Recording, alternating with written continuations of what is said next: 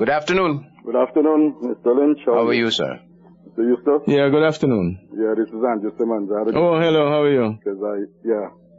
No, I've been following these debates, and yes, I think over the period I was saying that, I should really, keep out of this discussion, but as a citizen, I think it's the wrong thing to do, and after being victimized and abused on so many occasions, that's right. That I think that I should, make some comments. Some comments, okay. For me, I've been reading and listening quite a lot of things about you as a person, and for me, it seemed like it's completely somebody else that, because of the person that I knew. Yes. 10 years ago, I was walking at the Commonwealth Secretariat, and I was called by the Secretary General office. Don McKinnon was the Secretary General at the time. He just left a few months ago. Oh, yes. And I was told that, and at the time they were looking for a Deputy Secretary General, a very powerful person, second most powerful person in the Commonwealth.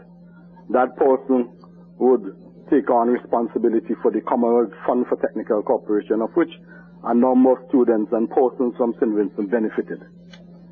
Also, that person would also have responsibility for putting the fund on a straight path, because the fund itself at the time lost about 60% of its funding because of the people themselves, the funders, losing faith in terms of the management of the fund. I see.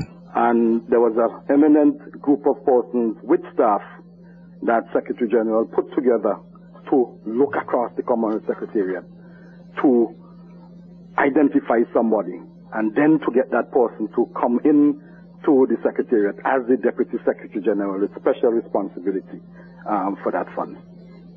To my greatest amazement, that you, after all the 6 months of negotiations and so on, you were the person who was chosen. Yes, I know. And the person, and it's not just negotiation, but that person would have to be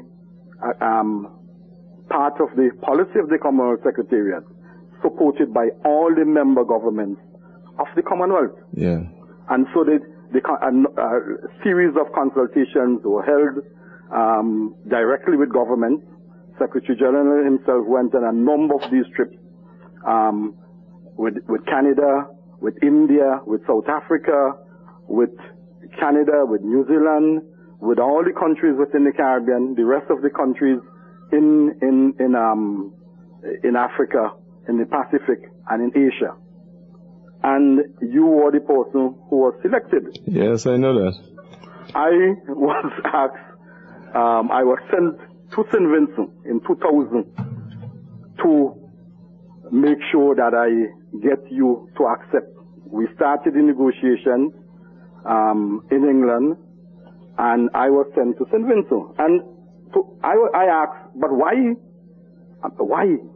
And I was told that of your public finance, that you're excellent and your depth and comprehension of knowledge pertaining to public finance, that you're excellent fiscal management manager in terms of strategies and practice.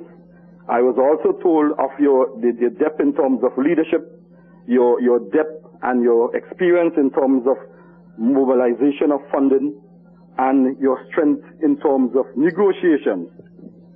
So I was sent on a mission, and I was extremely disappointed, and I think I should tell you now, when you, hello? Yes, I'm listening. Yeah, go ahead. When you turned this offer down, to be, given such offer, of high esteem, the Commonwealth, the Deputy Secretary General of the Commonwealth, and yet you turned this down, with a salary of over, close to $2 million in terms of salary and benefits and so on. Did you remember what I told you? Yeah, I remember you being annoyed with me. And I told you, I said, look, Mr.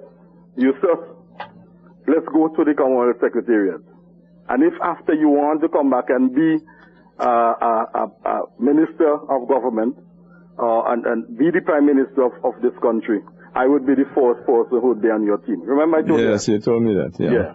But yet, you turned it down. And you told me something else. You said, look, Andrew, you know, sometimes there comes a time in life that money and prestige is not all of it. And then when your country calls on you, you know, to stand up, that you really have to be there. And that thing bothered me right up until 2006. And 2006, I decided to come back home to St. Vincent.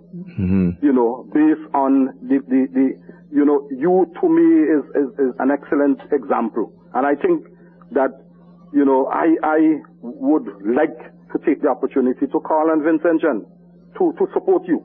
Thank you very much. You have my full support. Thank you very much. You know, as the next prime minister of this country. You know, I really want to, because, you know, for such, hardly any person within this country would have given up an opportunity like that. And I am saying that, you know, the quality of the leadership that you display over the past few months, specifically during the campaign, that I'm extremely satisfied that the country itself would be in good hands. You know, we cannot, you know, sit back and allow all this foolishness that is taking place. You know, the bank, you know, the problem with the bank, the problem with education.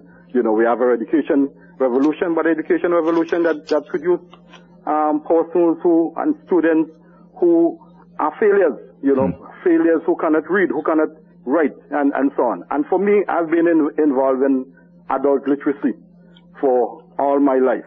And I know that if the right methodologies are being used, if these young persons are given the right type of support, that we can change and we can turn these persons' lives around. Because I have worked with a number of persons in St. Vincent from 1984 when we started the GEMS program right up to now. And I can see that, you know, and most of these persons didn't make it in school, but these persons now are producing at such a high level in terms of the literacy and numeracy and in terms of how they approach life. Yes. You know, so for me, that, and this morning I just want to say that I was extremely impressed with Zion I. Yeah. You know, I listened to the excerpt, and I mean, his grasp of financial issues to me is excellent. And so you don't have to be a graduate from a university. Yeah. And I think I just want to say that, you know, we could fool some people some of the time, but we can't fool all the people all of the time.